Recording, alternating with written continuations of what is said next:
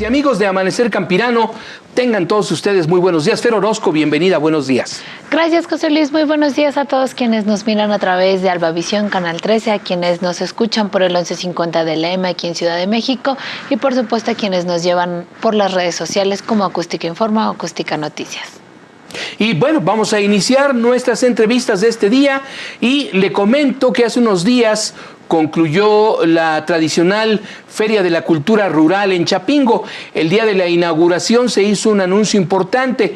Como ustedes saben, sobre todo los que viven en el Estado de México, en prácticamente toda esa entidad, particularmente en el oriente, pues los problemas de abasto de agua son notables. Tenemos el problema de las inundaciones recientes en la región de Chalco, pero ahí está Valle de Chalco, Ixtapaluca, Los Reyes, que tradicionalmente han enfrentado problemas de agua. Hay que decir del sistema Cutzamala, que es una serie de presas ubicadas en algunos municipios de Michoacán y del Estado de México, que recolectan agua, la llevan a una planta potabilizadora de Los Berros y de ahí se distribuye pues a la sedienta Ciudad de México. Así es que el problema del agua en esa entidad, en el Estado de México, es un problema complejo, pero afortunadamente la Universidad Autónoma Chapingo ha decidido, junto con las autoridades de esa entidad, participar en la construcción de un modelo de gestión del agua. Así es que vamos a platicar con el doctor Samuel Pérez Nieto. Él es especialista en la contención, conducción,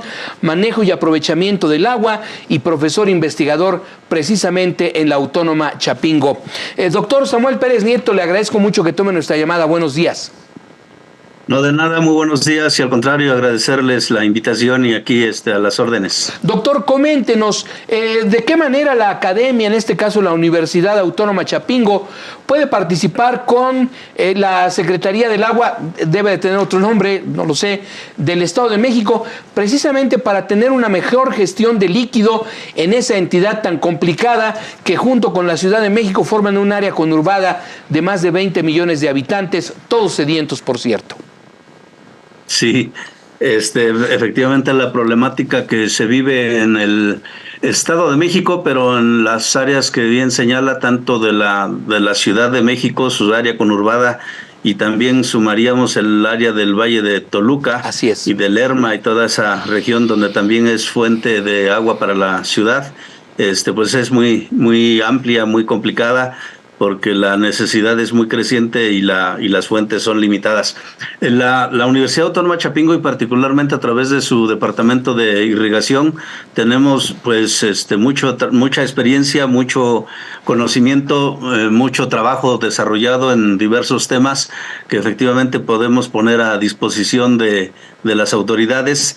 En este caso tenemos el contacto efectivamente con la Secretaría del Agua del Estado de México, que es de reciente creación, a su vez, vale decirlo.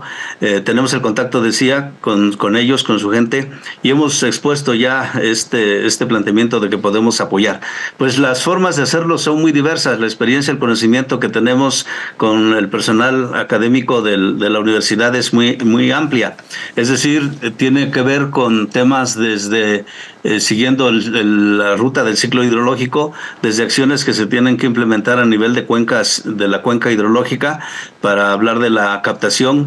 Después tiene que ver con las fuentes de almacenamiento o de extracción, me refiero a presas, desde su proyecto, su construcción, su mantenimiento, su conservación, sus acciones que se tienen que hacer para conservar la infraestructura, darles mantenimiento y, por ejemplo, desasolve, que es un tema algo complicado en términos presupuestarios sobre todo, pero que es posible, o en términos de los pozos para ver su situación, su condición, su profundidad, su rehabilitación, etcétera, hasta acciones que tienen que ver con el uso. Particularmente nosotros nos orientamos más y tenemos más conocimiento y experiencia a nivel del uso en el tema agrícola, porque la universidad, bueno, su ocupación se orienta más a ese fin, pero sobre todo es importante porque ahí es donde se usa mayormente, los mayores volúmenes y porcentajes se usan en la agricultura, y hay que hacer pues una serie de acciones ahí, en este caso particularmente,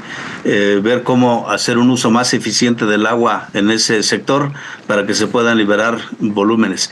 Entonces, la experiencia y el conocimiento que podemos aportar es múltiple y es prácticamente en todas las áreas y facetas que tiene que ver con el manejo del agua. Doctor, buen día. Le saluda Fernanda Orozco y le agradezco que se haya conectado con nosotros esta mañana. Preguntarle también cuáles son los planes o cuál es el plan a seguir para que ustedes se puedan incorporar. Ya es a la brevedad, ya lo están viendo. Y el plan consiste en cuánto tiempo, porque sabemos que toda tecnología implementada llevará su tiempo de proceso para poder ver los resultados, que también es importante decirle a la audiencia que tampoco son investigadores, pero no son magos. Todo lleva su tiempo y su proceso. Sí. Bueno, yo lo diría en dos sentidos. Uno, los temas formales. Ahora que estuvo por acá a visitarnos la semana pasada, más bien el día viernes 4, el secretario del Agua del Estado de México, el doctor Pedro Moctezuma, se reunió con el rectorio. Ahí estuve presente y vimos el planteamiento de generar un convenio marco de colaboración para que podamos efectivamente involucrarnos y apoyar en esta problemática que existe de manejo del agua en el Estado de México. Y ahí se hizo ese planteamiento general de aprovechar, utilizar, de poner a la disposición del gobierno del Estado el conocimiento y la experiencia de la universidad.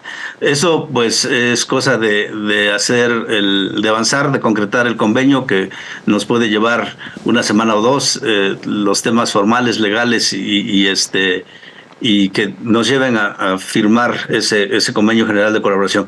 Hay algunos planteamientos generales que se esbozaron también, pues con temáticas como las que ya referimos, pero en particular hemos estado teniendo ya reuniones con la directora del programa hidráulico, la ingeniera Margarita Arias, y hemos hecho ahí algunos planteamientos en temas un poco más específicos que también se tienen que trabajar, sin embargo, a nivel de convenios específicos de colaboración ya para abordar temáticas puntuales. Por ejemplo, el tema de ayudar a revisar la situación de los usuarios de uso agrícola que se ubican en toda la cuenca inicial, la parte alta del Lerma, que va desde Lerma, Toluca, Ixtlahuaca, etcétera, etcétera, toda esa zona que aporta, decíamos, agua a la ciudad, para la ciudad.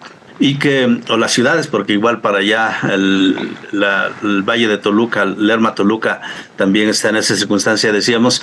Entonces hay algunos planteamientos concretos. Esa es una parte que, hablando de tiempo, tiene que ver con las puras formalidades.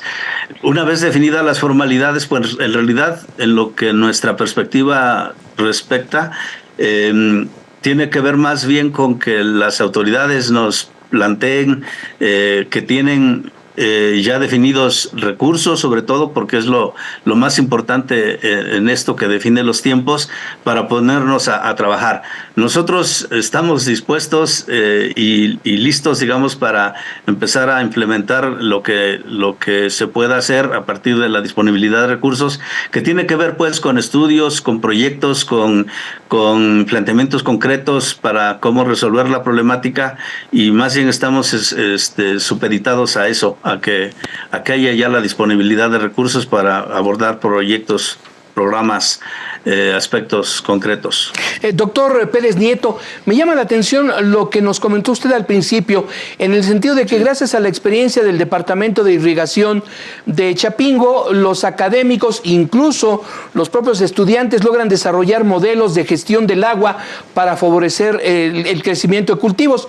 Sin embargo, al conocer todo lo que implica el ciclo agrícola, prácticamente desde que el agua cae del cielo hasta que se infiltra, hasta que es extraída y distribuida, se dice muy sencillo, pero es muy complejo. Ustedes también tienen experiencia que aportar precisamente para verlo desde un punto de vista integral de 360 grados, doctor. Es correcto. No solo tenemos experiencia general, sino que en particular hemos hecho trabajo en el Estado de México y en el sistema Cutzamala.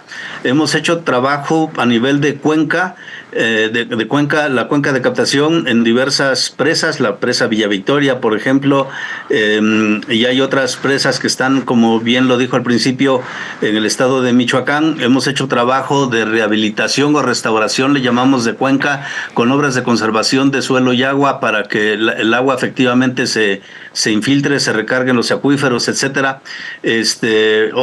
Aspectos de organización de los usuarios para revisar la situación de sus pozos, de la distribución del agua, los métodos de riego que utilizan, que emplean para la aplicación del agua a los cultivos, que es en general, como en todo el país, métodos de riego por gravedad que son de lo más ineficientes y que pues no deberíamos estarlos usando así sin más tecnología, que por supuesto aún estos métodos se pueden tecnificar y se puede aumentar ampliamente la eficiencia, pero que podríamos ir incluso a la aplicación de sistemas de riegos tecnificados, que les llamamos precisamente, que son de aspersión o de goteo, que son de alta eficiencia y que son aquí lo más indicados, si bien son los más costosos.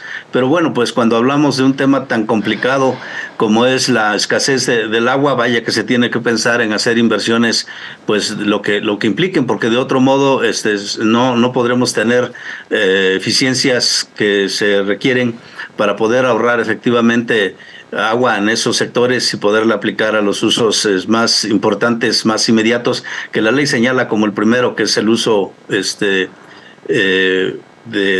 doméstico urbano y pues que tiene que ver directamente con el consumo humano. Sí.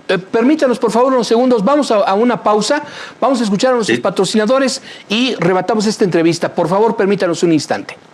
Claro que sí. Regresamos enseguida.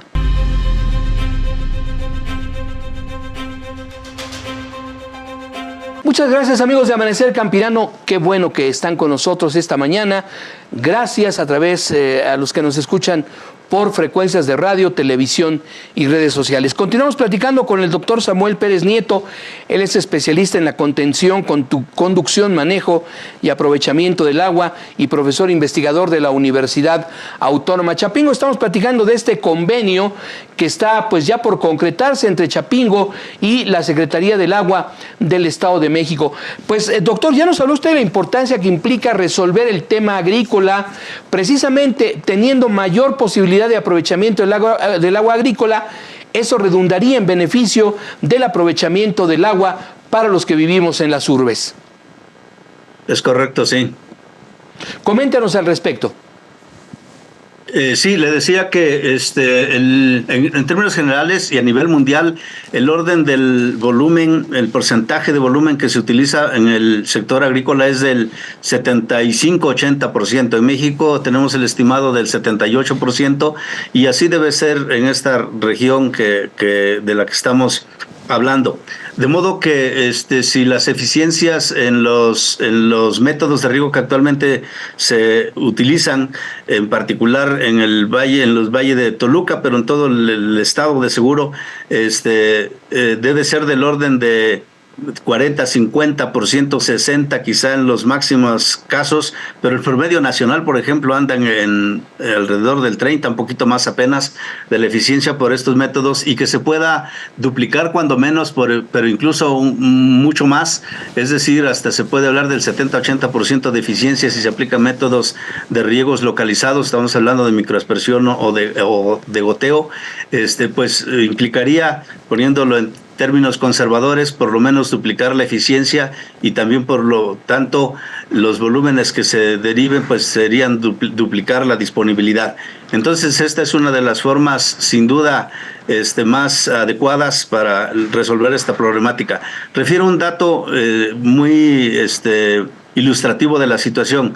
Países como Israel, que viven en pleno desierto, no usan definitivamente los métodos de riego por gravedad, ni siquiera los de aspersión, que son un poco más eficientes, pero digamos en condición intermedia, sino que ellos usan solo y únicamente métodos de riego localizados, que son el goteo. De hecho, ellos lo inventaron porque viven en el desierto, donde definitivamente los volúmenes disponibles son muy limitados, muy restringidos.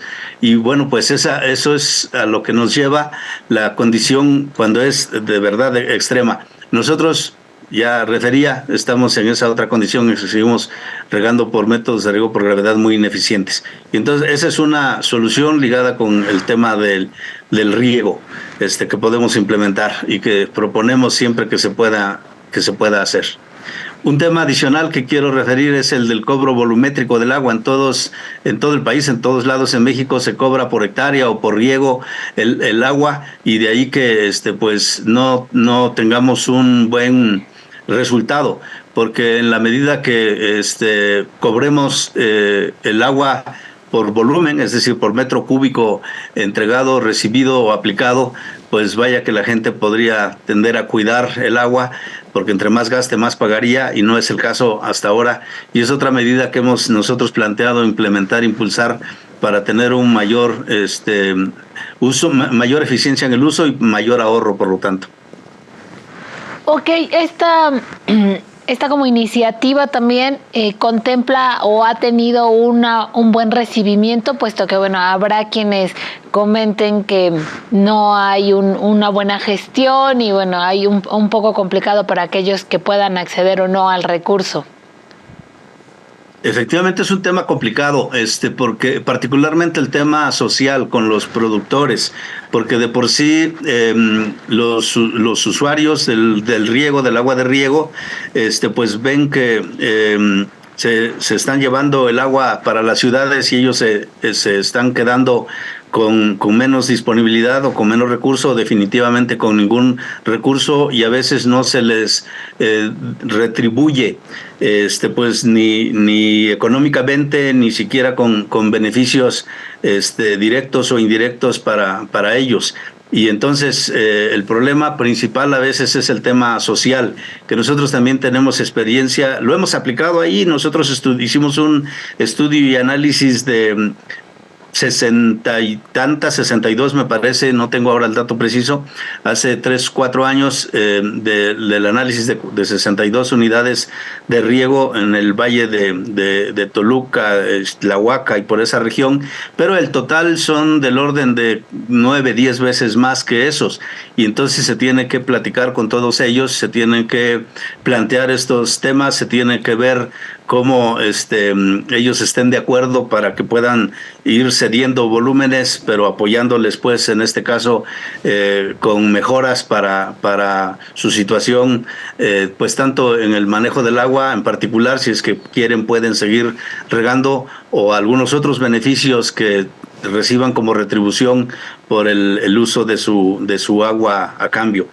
Entonces es de los temas más complicados que, sin embargo, pues requieren también de recursos para poderlos desarrollar, y es en lo que yo creo que está la complicación mayor, porque pues se tiene que ver la disponibilidad de los recursos económicos para poder hacer estos trabajos. Todo trabajo que se emprenda requiere no solo tiempo, no solo trabajo como tal, sino recursos para ejecutarlos, y es ahí donde veo que hay limitantes importantes para su implementación. Doctor Pérez Nieto, ustedes en la Universidad Chapingo, ¿cómo enfrentan el problema de las prolongadas sequías? Dicen los especialistas que este tema va a continuar lamentablemente, y cómo enfrentan la problemática de esas lluvias extraordinarias, de trombas que llegan a caer en determinada región, fenómenos extremos como huracanes. ¿De qué manera se puede aprovechar mejor el recurso hídrico, ya sea cuando falte el agua o cuando la tengamos en exceso? Pues como decía, el problema es amplísimo, muy amplio, muy diverso, pero la forma de aprovechar sin duda son formas de poderla almacenar, construyendo las obras, teniéndolas listas, teniéndolas conservadas. Las obras de almacenamiento, me refiero a presas o bordos de almacenamiento de una parte, para aprovechar los escurrimientos superficiales, es lo primero. Lo segundo es tener obras también para la recarga de los acuíferos. Nosotros hemos ido extrayendo el agua del origen subterráneo de los acuíferos a lo largo de, digamos, un siglo que tuvimos acceso a tener equipos de bombeo, pero el agua que se tiene en los acuíferos se acumuló por toda la vida de la tierra, y hoy nos la estamos acabando. Y no solo eso, sino que el otro tema ligado con esto es el tema de la erosión, el tema de la deforestación en las cuencas, en las partes altas, que precisamente han ido reduciendo la infiltración y la capacidad de almacenamiento en los acuíferos, la disponibilidad. De modo que las otras acciones que se tienen que implementar son precisamente en estos temas de la conservación del suelo, del agua, de la vegetación, de la forestación, etcétera, a nivel de las cuencas hidrológicas. Son 3 temas que hay que implementar para poder aumentar la reserva, la disponibilidad de los volúmenes, porque efectivamente la temporada de lluvias pues va de mayo, junio a septiembre, octubre, y después pues ya no la tenemos disponible. Y si además se nos presentan años que son varios que no hay lluvia suficiente, pues entonces la escasez, la limitación de los volúmenes disponibles se recrudece, se complica más. Entonces, creo que por ahí están 3 puntos que expongo de la solución de estos temas. Pero otra vez, todos requieren recurso económico, y entonces ese es, repaso, un tema crucial, fundamental a resolver. Claro, en general el recurso ayudará a poder encauzar, como bien lo dice usted, este planteamiento que nos da con 3 fabulosas opciones o 3 opciones viables, sobre todo regionalizadas al Estado de México, y bueno, obviamente nos va a pegar a quienes vivimos en Ciudad de México, y que está en apoyo a los y las productoras de nuestro país. Doctor, también preguntarle, ¿cómo podemos apoyar a que como ciudadanos, ahora sí, normalitos, que no nos dediquemos a la producción, pero que vivamos en el Estado de México? ¿Hay alguna forma en la que, no sé si Chapingo tenga cursos o ya sabemos como ciudadanos, sabemos lo básico, ¿no? No desperdiciar agua, no utilizar mangueras, estas cosas que parecen básicas, pero que pues seguimos recalcándolas porque mucha gente no lo ocupa. Pero ustedes desde Chapingo, ¿hay algo que nos puedan proporcionar a nosotros como ciudadanos pues comunes, un poco decirlo así, para que podamos hacer el cuidado del agua?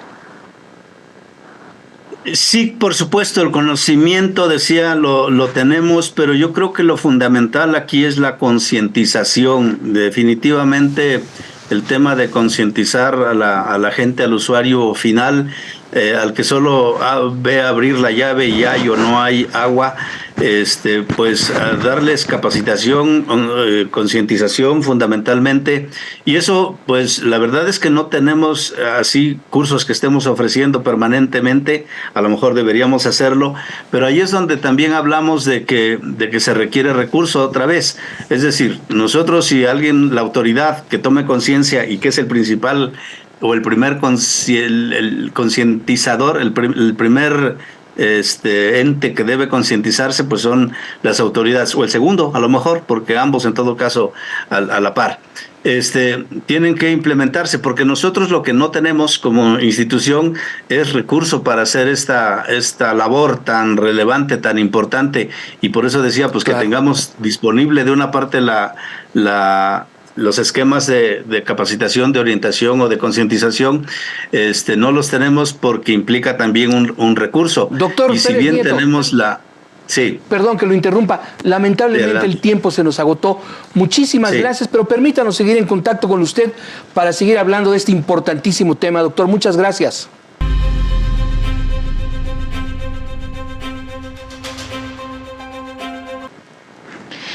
Muchísimas gracias, José Luis, y además de saber ya cuáles son las temperaturas y qué es lo que nos espera para el campo, el día de hoy vamos a cambiar un poquito de tema, o un poquito no, tú me dirás, con nuestro siguiente invitado. Así es, Fer. Fíjate que hace unos días se presentó públicamente un documental muy interesante.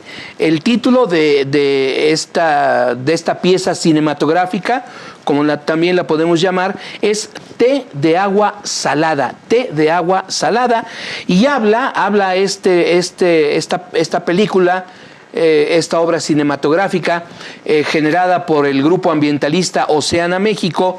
En él se destaca la importancia de la pesca en México. Así es que vamos a platicar unos instantes con Guillermo Sosa, precisamente director del documental té de agua salada. Guillermo, muy buenos días y muchas gracias por tomar nuestra llamada. Hola, muy buenos días. Muchas gracias por la invitación. Muy contento de estar con ustedes. Gracias, Guillermo. Bueno, coméntanos cómo surge esta idea y cómo se desarrolla, cuál es el objetivo de té de agua salada, qué es lo que pretende mostrar a la audiencia. Sí, pues mira, Té de agua salada es un documental que sus protagonistas son unas pescadoras, 5 pescadoras del estado de Sinaloa. Son recolectoras de almejeras. Ellas son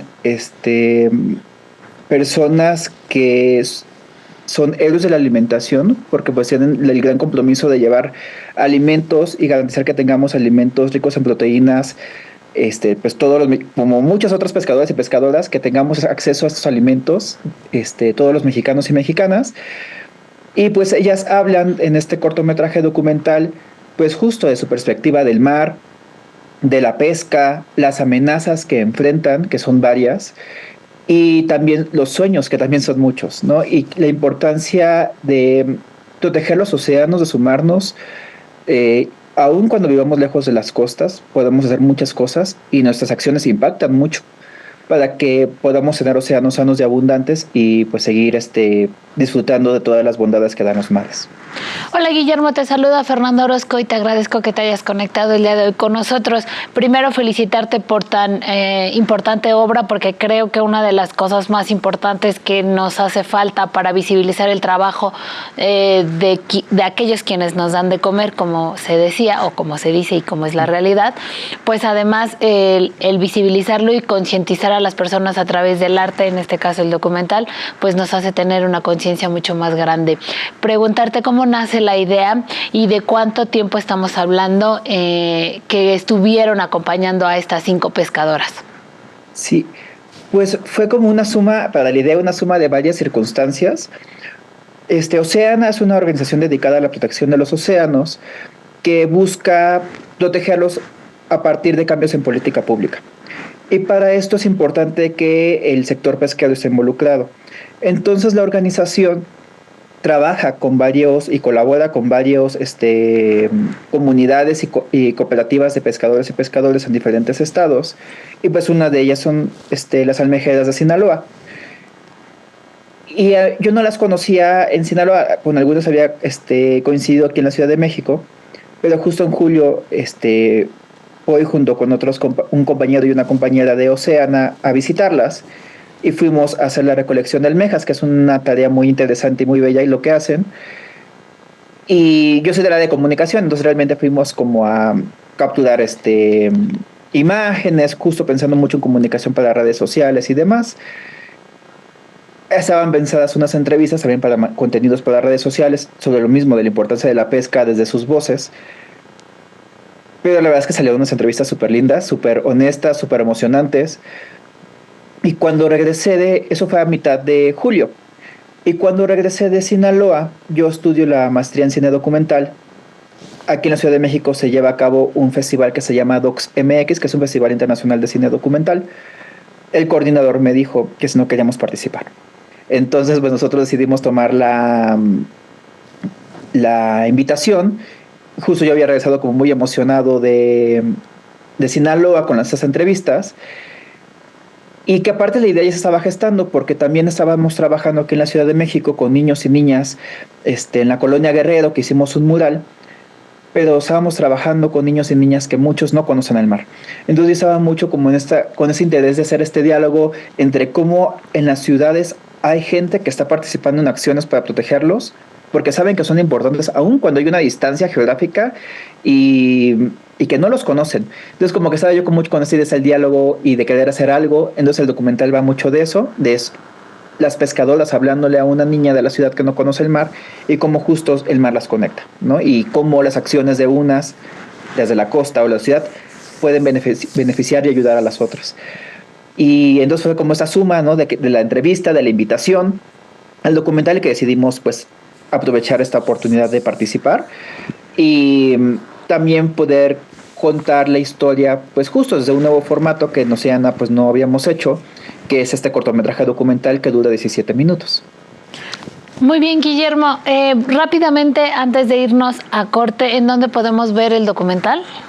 Sí.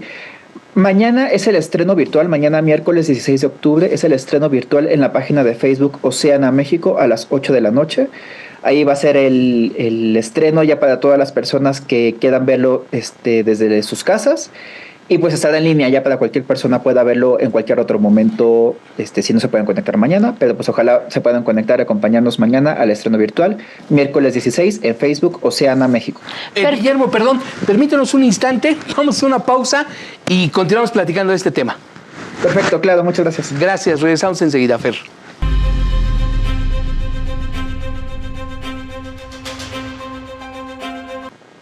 Continuamos, amigos de Amanecer Campirano, con esta interesante charla con Guillermo Sosa, director del documental Té de Agua Salada. Guillermo, varias preguntas breves. Primero, el té es una infusión principalmente de hierbas. ¿Una infusión de agua salada? Es la pregunta. Y segundo, las pescadoras, ¿a qué le temen? ¿Qué habilidades requieren para capturar almejas? Y sobre todo, ¿con qué sueñan estas mujeres? Sí, pues mira, el nombre justo como cuando surgió la idea, la pensé mucho como eso, como una charla, muy como entre cuates, entre banda, porque justo esa fue la sensación cuando yo las pude entrevistar, que fueron muy honestas, muy sinceras con sus respuestas, que hubo esa cosa de confianza. Yo dije, pues, ¿dónde son esos momentos en cuanto, pues, platicamos, ¿no? Que echamos el chismecito con los amigos y las amigas, y dije, pues, es tomando el café, echando el té. Okay. Y como quería yo esta idea de la niña que quiere platicar con estas personas del mar, pues dije, pues, bueno, también es muy común el juego de té, ¿no? Que es justo la dinámica, es imaginar que tomas el té, es un trabajo mucho de imaginación, y que se ponen temas sobre la mesa, ¿no? Literal, de la mesa de té. Entonces, por eso que surge eso de esta niña. Porque algo que, por ejemplo, nos platicaban también las pescadoras en sus entrevistas cuando ellos han platicado también con niños y niñas que no conocen el mar, es que no saben que es salada el agua, ¿no? Porque pues, la que conocen es el agua doméstica, ¿no? Que es dulce y potable. Claro. Entonces también como queda un juego de esto, un juego de imaginación, y donde una parte del descubrir es que el agua es salada, ¿no? Y las amenazas que enfrentan ellas, pues son varias, justo ellas las verbalizan en el documental, que es la contaminación, el cambio climático. ¿Y con qué sueñan ellas? Pues sueñan con océanos sanos, abundantes, que ellas puedan ser reconocidas como pescadoras mujeres, que la pesca sea un trabajo que les permita a ellas vivir bien, que puedan ellas dar educación a sus hijos, tener acceso a la salud, tener acceso a la vivienda, poder retirarse en algún momento y poder vivir bien, o sea, atenderse médicamente y demás, que sus hijos, los hijos de sus hijos también puedan disfrutar el mar como ellas lo han podido disfrutar, que puedan vivir del mar como ellas han podido vivir, y pues creo que es pues realmente lo que soñamos pues todos y todas, ¿no? Queremos un mundo mejor que podamos dejarle a las personas que vienen y que pues puedan tener también sus vidas felices y seguir soñando, ¿no? Con un mundo mejor. ¿Es difícil el trabajo de pescar almejas para una mujer? Sí, ellas siembran almeja, que es diferente. Siembran, ok. Sí, claro. Es bien interesante lo que ellas hacen. Ellas van en el documental justo se ven las escenas, es lo que grabamos en esa visita. Ellas van a manglares y en las raíces de los manglares ahí se juntan las almejas. Uh-huh. Entonces ellas seleccionan por tallas, las quitan del manglar, usan guantes y cuchillos, tijeras, navajas, porque hay mucho filo y es muy duro.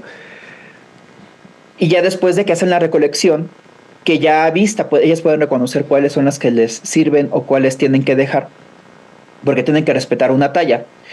Ya ellas las llevan, las miden, las cuentan, las clasifican y las ponen en unos flotadores que están a unos cuantos metros del manglar, que son una especie de, digamos, canastas que flotan ahí en el agua y que les da a las almejas espacios para que ellas sigan creciendo, se sigan alimentando, para cuando ya alcancen un tamaño óptimo, las puedan vender. Y esto beneficia porque también al depurar el manglar también le dan espacio a las que se quedan para que sigan creciendo, se sigan reproduciendo. ellas tienen este espacio donde las van monitoreando, las van cuidando, van creciendo y ya también las pueden estar ellas comercializando o consumiendo, dependiendo. Y la verdad es que es muy bonito, es una acción pues justo como de sembrar, como poner una semilla en la tierra y que crezca, pues aquí es en el agua, ¿no?